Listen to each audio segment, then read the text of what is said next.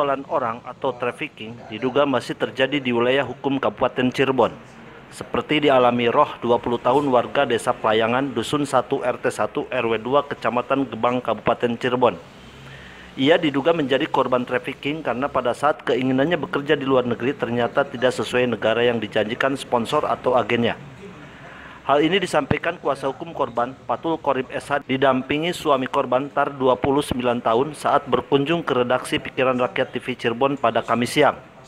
Menurutnya, semua berawal pada September 2018 ketika kliennya bertemu dengan AR dan H serta C yang mengaku bisa membantu keinginan Ro atau untuk bekerja ke luar negeri. Bahkan mereka langsung menyebut tujuan negara bekerja nanti adalah di negara Turki. Oleh ketiga orang tersebut, Ro diserahkan kepada B dan UD untuk disalurkan ke agen pemberangkatan. Namun, lanjut Patul, ternyata setelah berangkat, Ro bekerja di negara Irak, bukannya di Turki. Bahkan jam kerja di Irak, sebagaimana disampaikan Ro kepada suaminya, ia bekerja dari pukul 7 pagi hingga pukul 24 malam waktu setempat. Itu pun dengan besaran gaji di bawah dari yang dijanjikan agennya waktu masih di Indonesia. Hampir setiap hari, Ro menangis meminta agar suaminya bisa mengusahakannya untuk pulang ke tanah air karena tidak betah. Pada 24 Februari 2020, Tar melalui kuasa hukumnya melaporkan persoalan istrinya tersebut ke Polres Kota Cirebon. Sebagai tindak lanjut kepolisian, Tar dan Ro kini sudah 2 kali dimintai keterangan oleh penyidik Polres Kota Cirebon. Hingga kini, kasus dugaan trafficking ini belum juga tuntas karena masih tahap penyelidikan. Ya, alasan mereka untuk menawarkan pencabutan perkara itu dikarenakan pertama si Rohayani ini kan sudah dipulangkan ke Indonesia gitu. Tetapi di sini saya selaku kuasa hukum tidak hanya berbicara tentang apakah Rohayani ini sudah dipulangkan ke Indonesia atau tidak.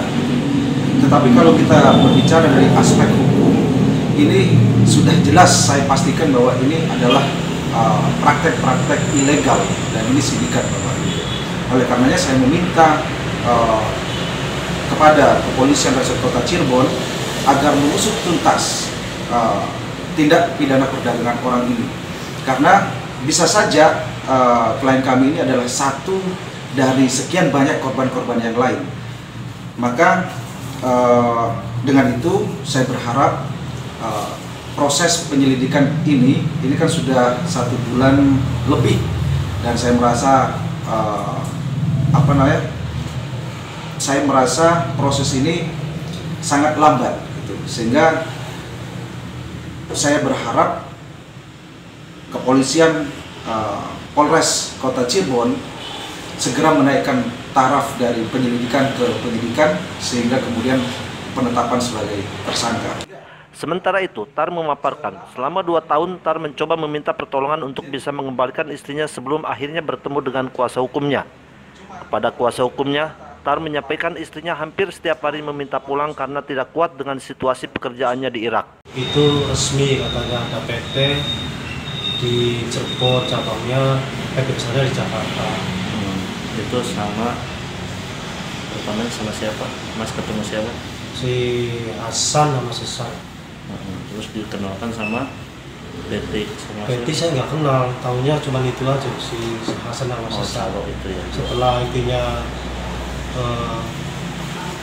lama-lama kenal bosnya namanya PT Hasan. Ternyata setelah diizinkan sama sampai sana, ternyata bukan kita ke Irak. Iya. Di Irak berapa lama?